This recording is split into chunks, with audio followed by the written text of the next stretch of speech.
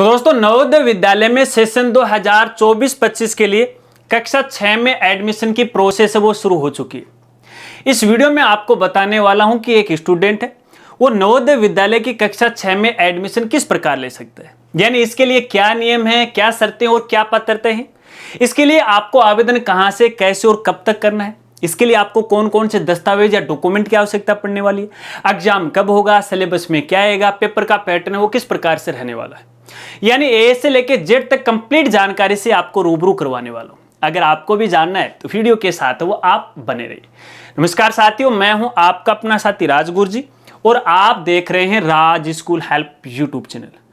तो दोस्तों all over India से वे स्टूडेंट जो इस बार नवोदय विद्यालय की कक्षा 6 में एडमिशन लेना चाहते हैं सेशन 2024-25 के लिए, तो उनके लिए एडमिशन की प्रोसेस शुरू हो चुकी है। लेकिन एडमिशन लेने से पहले या फिर आवेदन करने से पहले समिति के नियम हैं, उन नियमों के बारे में आपको जान लेना चाहिए, क्योंकि समिति के द्वारा इन एडमिशन को लेकर कुछ नियम या पात्रताएं वो निर्धारित की गई। तो चलिए सबसे पहले अपन इन पात्रताओं की बात कर लेते हैं। दोस्तों आपको यहाँ पे बताना चाहूंगा, देखिए फिलहाल ये जो एडमिशन चल रहे हैं वो कक्षा 6 के लिए हैं और वो भी सेशन 2024-25 के लिए, न कि 23-24 के लिए। इस बात को आपको खास तौर पे ध्यान रखना है। चलिए एक एक पात्रताओं की बात करते हैं। इनमें सबसे पहली शर्त ये है कि जो स्टूडेंट है वो सेशन 2023-24 में या तो कक्षा 5वीं पास हो या फिर कक्षा 5 में अध्ययनरत हो। इसके अलावा दूसरी शर्त यह भी है कि जो स्टूडेंट है वो लगातार 3 कक्षाओं में भी पास होना चाहिए। कक्षा 3 है, 4 है और 5 है। यदि इनमें से एक भी कक्षा में फेल है या फिर किसी प्रकार का कोई गैप है तो स्टूडेंट इसके लिए पात्र नहीं होगा। इसके लिए तीसरी सबसे बड़ी पात्रता है वो है स्टूडेंट की उम्र। तो यहाँ पे स्टूडेंट की जो उम्र है वो लगभग 12 वर्ष होनी चाहिए और यहाँ पे जो आयु की गणना की जाएगी, एज की जो गणना की जाएगी वो 1 मई 2012 से लेके 31 जुलाई 2014 के बीच में की जाएगी। यानी स्टूडेंट की जो जन्म तिथि है इन 2 डेट के बीच में होनी चाहिए। इन 2 डेट को यहाँ पे शामिल किया गया, ना तो कम होनी चाहिए और ना ज्यादा होनी चाहिए। इसके अलावा चौथी सबसे बड़ी पात्रता है कि स्टूडेंट है इसके लिए केवल एक बार ही आवेदन कर सकता है। अब एक बार आवेदन का मतलब यह है कि मान लीजिए कोई ऐसा स्टूडेंट है जिसने लास्ट सेशन के अंदर है इसके लिए आवेदन किया और किसी कारणवश से एडमिशन नहीं हुआ या फिर नंबर नहीं हुआ, तो दोबारा इसके लिए वो आवेदन नहीं कर सकता, क्योंकि ये समिति का रूल है। स्टूडेंट को केवल एक बार आवेदन करने का ही मौका दिया जाता है। इसके अलावा 5वीं सबसे बड़ी शर्त यह है कि यहाँ पे स्टूडेंट है केवल अपने ही जिले के नवोदय विद्यालय के लिए आवेदन कर सकता है, अन्य किसी दूसरे जिले या स्टेट के लिए आवेदन नहीं कर सकता। इस बात को आपको ध्यान रखना है।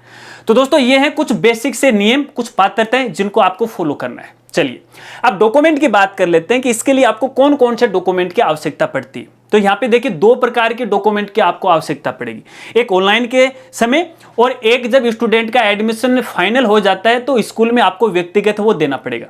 तो ऑनलाइन दस्तावेज की बात करें तो यहाँ पे एक तो देखिए स्टडी जो सर्टिफिकेट है, अध्ययनरत जो प्रमाण पत्र है उसकी आपको आवश्यकता पड़ेगी, जो कि एक निर्धारित फॉर्मेट है जो कि समिति के द्वारा जारी किया गया है, जो कि फिलहाल आप स्क्रीन पे देख रहे हैं। आगे मैं आपको बता दूंगा कि ये फॉर्मेट आपको कहां से डाउनलोड करना है। इस निर्धारित फॉर्मेट के अंदर जहां पे आपका जो बालक बालिका है या फिर स्टूडेंट पढ़ रहा है या 5वीं पास कर चुका है उस स्कूल से है, प्रिंसिपल से आपको प्रमाणित करवाना है और आवेदन के समय आपको अपलोड करना है। इसके अलावा यहाँ पे स्टूडेंट का एक मूल निवास प्रमाण पत्र और जाति प्रमाण पत्र आपको आवश्यकता पड़ेगी, एक आधार कार्ड है और इसके साथ साथ स्टूडेंट की फोटो है और सिग्नेचर है और माता पिता के सिग्नेचर, उसकी भी आपको यहाँ पे आवश्यकता पड़ेगी, क्योंकि इन सभी डॉक्यूमेंट को ऑनलाइन के आवेदन के समय है आपको है अपलोड करना पड़ेगा। इसके अलावा कुछ और भी डॉक्यूमेंट है, जब स्टूडेंट का एडमिशन फाइनल हो जाता है उस समय व्यक्तिगत स्कूल में जाके आपको जमा करवाना पड़ेगा और वो जो डॉक्यूमेंट है फिलहाल आप यहाँ स्क्रीन पे देख रहे हो, ये डॉक्यूमेंट है जिनको आपको भविष्य के लिए तैयार है वो कर लेना है। चलिए ये तो रही डॉक्यूमेंट की बात, अब करते हैं आवेदन की बात। तो दोस्तों देखिए फिलहाल ये जो आवेदन है वो भरना शुरू हो गए और आवेदन है केवल और केवल ऑनलाइन स्वीकार किए जाएंगे, ऑफलाइन आवेदन है वो स्वीकार नहीं किए जाएंगे। यहां पे तो देखिए मैं फिलहाल आपको इन नियमों के बारे में बेसिक जानकारी दे रहा हूं। ऑनलाइन आवेदन फॉर्म कैसे भरा जाता है इसके लिए हमारी अलग से वीडियो है, उस वीडियो का लिंक इसी वीडियो के डिस्क्रिप्शन में आपको मिल जाएगा, जाके देख लीजिएगा। आवेदन करने से पहले वो वीडियो जरूर देखिएगा, क्योंकि आवेदन के समय आप किसी प्रकार की कोई गलती कर देते हो तो बाद में आपके सामने समस्या आ सकती है। अगर आवेदन डेट की बात करें तो फिलहाल इसकी जो लास्ट डेट है वो 18 अगस्त 2023 है। आवेदन फॉर्म है फिलहाल भरना शुरू हो चुके हैं। इसका मतलब ये है कि फिलहाल आपके पास 2 महीने का का समय है, आपको 18 अगस्त 2023 से पहले आपको आवेदन फॉर्म भरना है। ठीक है, चलिए ये तो रही आवेदन की बात। अब बात करते हैं एग्जाम की कि इसकी एग्जाम है वो कब होगी। तो दोस्तों इसकी जो एग्जाम है वो 2 फेज में होने वाली है। यहां पे देखिए एक फेज की जो एग्जाम होगी वो होगी 4 नवंबर 2023 को, और दूसरे फेज की जो एग्जाम होगी वो होगी 20 जनवरी 2024 को। अब ये फेज का क्या मतलब है, तो दोस्तों यहां पे देखिए 4 नवंबर 2023 को फर्स्ट फेज में होने वाली जो एग्जाम है, इसके अंदर कुछ स्टेट को शामिल किया गया है, जिसके अंदर जम्मू कश्मीर है, हिमाचल प्रदेश है, अरुणाचल प्रदेश है, सिक्किम है। ऐसे जो स्टेट है इनकी जो परीक्षा है वो 4 नवंबर 2023 को होने वाली है। इसके अलावा अन्य जो स्टेट बच गए हैं उनकी जो परीक्षा है वो दूसरे फेज में होगी 20 जनवरी 2024 को। और एग्जाम देने से पहले स्टूडेंट के लिए संबंधित जो विभाग है वो एडमिट कार्ड या प्रवेश पत्र है वो जारी करेगा, जिसके बारे में आगे है मेरे द्वारा भी जानकारी दी जाएगी या विभाग के द्वारा भी है वो जानकारी है वो दी जाएगी। तो इस बात को आपको खास तौर पे ध्यान रखना है। चलिए अब यहाँ पे एग्जाम पैटर्न की बात करते हैं, सिलेबस की बात करते हैं, पेपर पैटर्न की बात करते हैं। तो दोस्तों आपकी जानकारी के लिए बताना चाहूंगा, यहां पे देखिए जो पेपर होगा वो अलग अलग भाषा में होगा।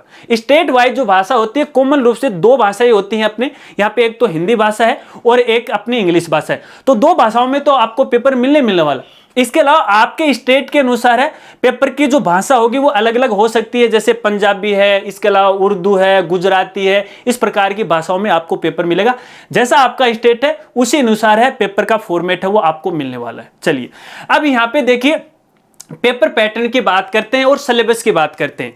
तो दोस्तों अगर पेपर पैटर्न की बात करें, यहाँ पेपर को 3 भागों में बांटा गया। पेपर के 3 पार्ट हैं। इसके लिए स्टूडेंट को है 2 घंटे का समय मिलने वाला है। कुल क्वेश्चन होंगे 80 और टोटल मार्क्स होंगे यहाँ पे 100। अब देखिए जो 100 मार्क्स हैं और 80 क्वेश्चन इनको अलग अलग डिवाइड किया गया है 3 पार्ट के अंदर। इसके अंदर पहला जो पार्ट होगा वो होगा मेट का, यानी मेंटल एबिलिटी यानी मानसिक योग्यता। तो मेंटल एबिलिटी के यहाँ पे 40 क्वेश्चन आएंगे और टोटल रहेंगे 50 नंबर के। इसके अलावा दूसरा जो पार्ट होगा वो होगा अर्थमेटिक यानी अंकगणित का। इसके टोटल क्वेश्चन होंगे 20 और मार्क्स होंगे 25। इसके अलावा तीसरा जो पार्ट होगा वो होगा लैंग्वेज का यानी भाषा का। इसके जो टोटल क्वेश्चन होंगे वो होंगे 20 और मार्क्स होंगे 25। कुल मिला के बात ये है कि 80 क्वेश्चन आएंगे और 100 नंबर का ये पेपर रहने वाला। समय मिलेगा आपको यहाँ पे 2 घंटे का। और यहाँ पे देखिए स्टूडेंट को ओएमआर सीट पर ऑफलाइन एग्जाम हो देनी पड़ेगी, यानी गोले हैं काले करने पड़ेंगे। इसके साथ साथ यहाँ पे किसी भी प्रकार की कोई नेगेटिव मार्किंग है वो नहीं होने वाली है, यानी यहाँ पे स्टूडेंट को है ये जो 80 क्वेश्चन है वो पूरे के पूरे करने, कोई नेगेटिव मार्किंग है यहाँ पे नहीं होगी।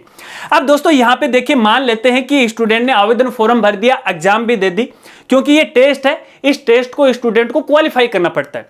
और जब मेरिट में स्टूडेंट का नंबर आ जाता है तो उसके बाद स्टूडेंट के जो भी दस्तावेज हैं संबंधित जिस स्कूल के लिए आपने आवेदन किया है उस स्कूल में आपको अपने डॉक्यूमेंट है वो जमा करवाने पड़ते हैं। यदि डॉक्यूमेंट में किसी प्रकार की कोई कमी पाई जाती है तो भी आपका एडमिशन है वो रिजेक्ट हो सकता है। इस बात को आपको खास तौर पे ध्यान रखना है। अब इस एडमिशन के लिए सबसे बड़ी शर्त तो यही है कि यहाँ पे ये जो टेस्ट रखा गया है, ये एग्जाम रखी गई है, इससे आपको क्वालिफाई वो करना पड़ेगा।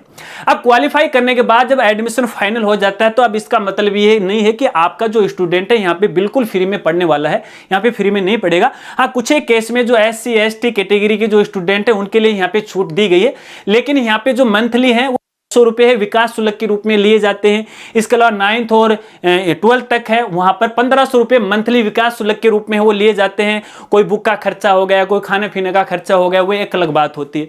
तो यहाँ पे देखो कुछ बेसिक सा जो खर्चा है वो यहाँ पे लगने वाला है। तो दोस्तों ये है वो नवोदय विद्यालय में कक्षा 6 में एडमिशन सेशन 2024-25 के लिए। आशा रखता हूं कि शायद आप समझ गए। चलिए अब आपको बताता हूं कि इन एडमिशन को लेके ये जो निर्धारित फॉर्मेट हैं या फिर इनकी जो गाइडलाइन है आप कहां से डाउनलोड कर सकते हैं। तो दोस्तों इसके लिए या तो आप नवोदय की जो ऑफिशियल वेबसाइट है वहां पे विजिट करके है वो डाउनलोड कर सकते हो, या फिर आपकी सुविधा के लिए हमने हमारी वेबसाइट पे डायरेक्ट लिंक है वो प्रोवाइड करवाए गए।